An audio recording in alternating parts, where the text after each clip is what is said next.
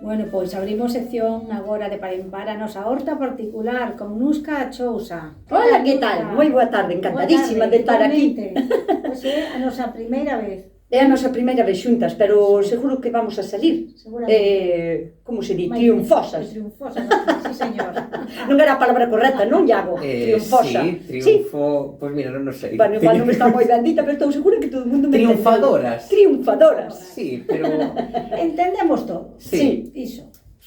Pois a ver, hoxe que seguimos a falar. Pois mira, imos a falar como a cada xoves, imos estar respondendo esas consultas que teñamos pendentes dos nosos ointes. Antes de nada, temos que dicir por aquí unha cousiña para que os fans de Nusca estean atentos e atentas. Nusca, pode ser que esta fin de semana teñas aí un pregón? Pregoeira tamén. Sí, vou a ser a orgullosísima pregoeira da festa do pimento de Herbón, que se celebra este domingo en Herbón, claro, ali en Padrón. Bueno, é unha festa que xa se leva facendo, collésteme así un pouco tal, non sei cantos anos, pero un montón de anos. Máis que a mí seguro, non? Seguro.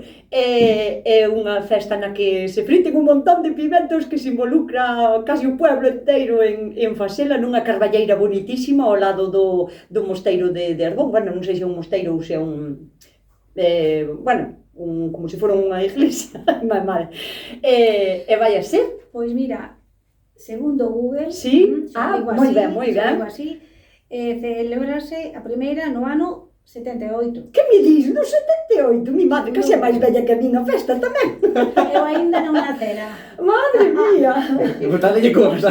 O sea, esperámonos a todos ali sobre as 9, 10 da mañán, que xa hai como un concurso de tractores que os van a adornar e todo. O sea, que hai foliada e hai todo, festaxa. E cantos kilos de pementos hai en previsión? Pois non teño ni idea, pero moitos centos. Moitos centos, sí, vai moitísima xente, verdad? Poñerei un vídeo para enseñalo, pero bueno, en sarténs enormes, fritindo totalmente un mogollón de pimentos. Pois imos logo que nos compete nesta sección, na horta. Por aquí dinos, Nusca, é a primeira vez que planto pataca doce, que é o que sería en castelán boniatos. Boniatos. Así é, e dinos por aquí que está os regando todos os días. Non sei se teño que regalos ata que se apañen ou eso ao principio. Mira, o boniato primeiro ten que prender, porque o boniato non é unha cousa que sexa unha planta ou... É un esqueje que se sacou de unha planta e se fixo enraizar. O cal é moi endeble, moi débil ao principio, entón sí que vai que coidar. Pero unha vez que prende, non é unha planta que necesariamente teña que estar continuamente en un terreno húmedo, porque é como a patata normal. A patata non se reja. Hai variedades que serán mellor ou peor e máis secano. O único que hai que buscar é un sitio que a terra sea moi solta, moi solta, porque o boniato pode medrar hasta ben 2 kilos e pico, 3 kilos cada peza. Si, poden ser grandes, pero si a terra é moi pechada, vanse a como deformar. Entón, se a está regando todos os días a estas alturas, o que vai a ter é unhas lianas enormes que parecen hedras, que a deixe ser, si ten sitio, claro, se non pode sempre entutoralo un pouco para que non lle estorbe no chan. Nada, en menos de un mes, a finales de agosto, xa pode empezar a colleitalos. Incluso pode non collelos todos, facer como cas mans un buratiño polo lado da planta e coller que é o que te fai falta para ese día, deixar que a planta siga expandíndose, o sea que é maravilloso o boniato. É moito estacionario? Sí, porque no inverno non se dá moi ben. Sufre moito co frío, entón é unha cousa que se pode plantar a partir de que acaben as heladas, as primeiras heladas, e recóllese pois antes de que chegue o otoño. Temos por aquí outra consulta que nos di, quería saber que podo plantar no terreo onde saquei as patacas, se é necesario volver a aportar abono ou novo cultivo. Saúdos desde Poio. Mira, vai a depender moito de en que época recolla as patatas, non? Porque, por exemplo, se son as primeiras que recolle do ano e lle queda libre en febreiro, marzo ou abril, o mellor que podería plantar serían, pois, xudías, lentellas, chícharos, que son as plantas recuperadoras do terreno. E se non vai a usar o terreno, sempre pode plantar trébol blanco, que é un tipo de trébol que fai como o traballo das leguminosas, non? Vai a mellorar o chan, fijan nitrógeno no chan e rompen o ciclo das plagas das patatas. O que nunca podemos plantar despois dunhas patacas é da mesma familia, ou sea, das solanáceas. Non podemos plantar detrás dunhas patacas, nin pimentos, nin berenjenas, nin tomates no mesmo terreno, non deberíamos, para non desgastar o chan, e para non continuar o ciclo das plagas que lle atacan, plagas e pestes, porque tanto os hongos comparten hongos e máis bichos, entón rompémolo así. Se é máis avanzada a primavera, podense plantar cereales, como o trigo, o centeo ou a cebada, que, bueno, son os que van a axudar tamén a que o terreno recupere ben. Se é agora, neste tempo, se a recolleu agora, pode plantar repolos, por exemplo, tipo bacalán ou tipo chaparro, non? O repolo que é redondo pechado, para ter po inverno. Pero se o que pretende é plantar rabixas para ter grelos despois, eu recomendaríalle que deixe o terreno, que o abone un pouquiño, pois con un pouquiño de esterco que estea madurado, ou con humus, ou con bueno, non sei, co que suela abonar, e que deixe descansar o terreno. E na menguante de agosto, que este ano cádralle sobre o 15 de agosto ou 16, xa podemos empezar a plantar as nosas rabixas. Entón, pois, é o mellor consello para este tempo. Que o deixe descansar, porque ainda é moi cedo para plantar as rabixas, e a partir do 15, o 15, o 20 ou o 25, que plantes as rabixas e os grelos. Pois mira ti. Porque pensamos que aí, ala, vale para todo, non? Non, porque se non tens que coidar moito da terra, porque se non o seguinte cultivo, se é da mesma familia, como consumen os mesmos nutrientes, estás esgotando a terra. Entón, teríala que volver a renaturalizar ti antes de plantar. E se faz unha rotación de cultivos de diferentes familias, xa fai como proceso de recuperación eles solos. Non tens que estar tan insistentemente botando aí continuamente argeiro, que xe quinces, cousas desas.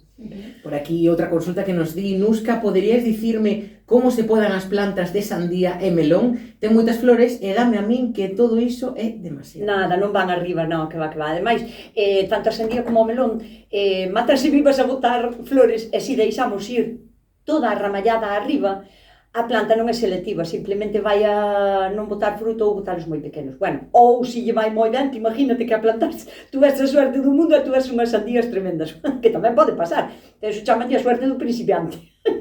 Depois, ao mellor, xa non corres a mesma suerte. Mira, cando unha sandía ou un melón, hai que deixar primeiro o tallo principal, non? Hai no que despuntar, por exemplo, as 7 ou 8 follas, e quitarlle a punta, para que non siga arando con esa punta para diante. Ti quitaslle a punta e capástelo. Entón, por aí non sigue. Entón, que fai? Bota secundarias. Bota como ramificacións secundarias, que son as que van a dar o fruto. Bueno, os frutos máis bons, máis grandes. E ramas secundarias temos que deixar tamén, non deixarllas ir todas, ou sea, ou entre 4 ou 5 ou 6, todo máis, porque senón a planta non pode con tanto. O sea, que non se pode deixar ir todo arriba. Que a planta se acomode, digamos. Non, porque senón a planta o que vai a facer é tirar para diante, abárcache moito espacio e non vai a ser tan productiva. Entón, nas secundarias temos que facer o mismo, as 4 ou 5 follas despuntalo, para que as flores que teña, a planta concentre toda a súa energía en esas flores. Entón, pois, si, coidar xa despois os frutos, se vemos que ten na mesma rama secundaria, ten 5 frutos, pois escollamos os máis bonitos e quitémoslle con moito dolor os que serían moi deformes ou que vexamos que van a estar moi á sombra ou así, e deixemos que a planta leve todo máis 4 ou 5 sandías solo, cada planta. Pois, falando tamén de podar, por aquí pregúntanos, Celi Extremadouro, que non pode faltar unha consulta súa. Non falta aquí nunca.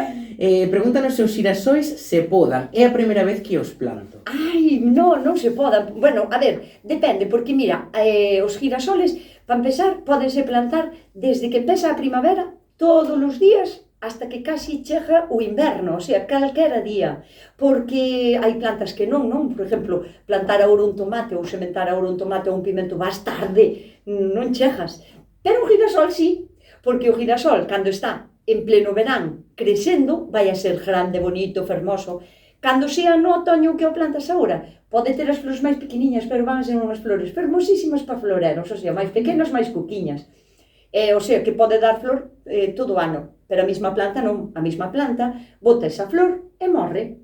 Entón, o que dice ali, hai girasoles que botan, ao mellor, a mesma planta, botan pois 7 ou 8 flores, que é normal, que boten como fillos. Hai unha que xa está moito máis evolucionada, que xa ten as sementes sans, non? O sea, enteiras para poder quitar. E esa pesa moito e pon a cabeza cara abaixo, mira cara a terra. Entón, esa sí que lla podemos quitar, porque favorecemos que as outras flores sigan crecendo, sigan sendo bonitas e sigan alegrándonos a vida na horta, e quitamos esa que tanto pesa para a planta, que non fai nada ali. A ver, eu deixollas porque me gusta que lle sirvan de alimento aos paxaros, porque a única maneira de atraer os paxaros á túa horta é dándolles comida. Claro, aí está. Entón o girasol é tan alto e ten tantos frutos que veñen os paxariños ali a comer. Por aquí pregúntanos por que moitas flores das tomateiras secan? Porque non teñen polinización. Iso pode ser por moitísimos motivos. Se a planta non empeza nin a botar flores, pode ser por outras circunstancias, pero se unha planta de tomate bota as flores e non as logra, é porque é un aborto. O sea, é algo que non foi ben fertilizado. Pode ser por tantos motivos. Pode ser porque, ao mellor, se está nun invernadero, a polinización dos tomates é moito máis complicada porque hai que introducir abejorros. A polinización das flores de tomate, como a mesma flor ten parte macho e parte femia, pero está pechada, os polinizadores non chegan moi ben a ela. E a maneira de polinizarse é unha vibración. De feito, existen vibradores para polinizar ti mismo as flores dos tomates, o sea, como se fora un cepillo eléctrico dos dentes, unha cousa así parecida, hai que poñer en riba a flor para a vibración. Isto nos tomates no exterior non pasa porque os abejorros e as abellas, ao voar, fan esa vibración e fan o que axudan que polinice o tomate. Pero tamén pode ser, ben tranquilamente, un problema de humedad. Ben sexa porque hai moita humedad no ambiente ou ben sexa por unha mala costumbre que hai de regar al voleo as plantas por encima, que iso non se pode facer. Os tomates, sobre todo, tomates e pimentos, temos que procurar regar pola parte de abaixo, as raíces, e non regar alegremente por arriba, porque o polen mollado, aparte que nas follas non fai nada a agua, a humedad, non. Se o polen humedecido, non cuaja, e se non cuaja, non hai fertilización, e se non hai fertilización, a flor morre, seca. Pues aí... Tanta sabedoría aquí nusca. Sí, é que pode ser por tantos motivos. Tú, abraiada, Bueno. Madre mía, non? Pois, mira, Ruth, se algo aprendemos durante esta temporada aquí con Nusca é que a planta pera melón. Hombre! Eso é raro, Eso, mira, é unha planta que levaba anos e anos atrás dela porque eu miro vídeos, a ver, de moita xente e inspirome moitas veces en vídeos de xente de China ou de Japón, porque nos levan moitísima ventaja en moitas cousas. Non sei o idioma. É un híbrido. Non, é unha planta tal cual, sí. É un pequeno arbusto que forma uns frutos parecidos a un melón pequeno, pero será máis unha sola nacia, o sea, da familia máis das patatas. A flor é idéntica. O que pasa é que os frutos son exteriores. Tamén se chama pepino dulce ou pepino melón, porque se a comes un pouquiño verde sabe máis a pepino, e se esperas a que madure, sabe como un melón, o sea que é fabulosa. E cando a truven na miña horta e aprendín a andar con ela, e aprendín como coidala, e como entutorala, e como tal, fixen uns vídeos para o meu canal, entón aí a xente xa empezou, eu quero eso, e creín como un pequeno revuelo nos viveiros, porque claro, todo o mundo empezou a pedir a pera melón, claro, cal é a pregunta? Porque claro, todo o mundo ten agora a pera melón. Pois mira, é unha consulta de Carmen de Dodro que se quería preguntar que pode facer co seu pera melón que tivo moito pulgón, agora conseguiu eliminalo, pero ve a planta triste e ao revés das follas tamén teñen esa cor castaña, é a primeira vez que ten a planta e non sabe como tratala. Bueno, pero a ver, deixame a foto. Sí, claro. Si tuvo un problema bueno, eu vexo bastante bonita, se esta foto non ten nada de que se queixar. Si tuvo un problema de pulgón, o pulgón vai a extraer toda a salvia dulce que ten a planta. E iso é o que lle facía falta á planta para ter brotes novos, para botar flores, para botar frutos, o sea, para lograr frutos. Si tuvo un ataque severo de pulgón e o ten controlado, O que lle hai que dar é tempo. E que non se preocupe se este ano non pode chegar a probar unha fruta madurísimo, que o deixe estar, porque é unha planta que, se é de Dodro, non vai a ter heladas aí en Dodro, non tal. E se non, no inverno, digo yo para todos os oyentes que teñen a pera melón plantada no exterior, é que sean do interior, valga o símil, Redundancia.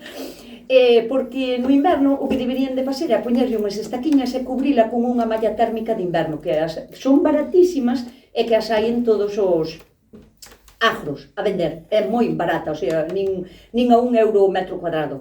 E cúbrese, xa está.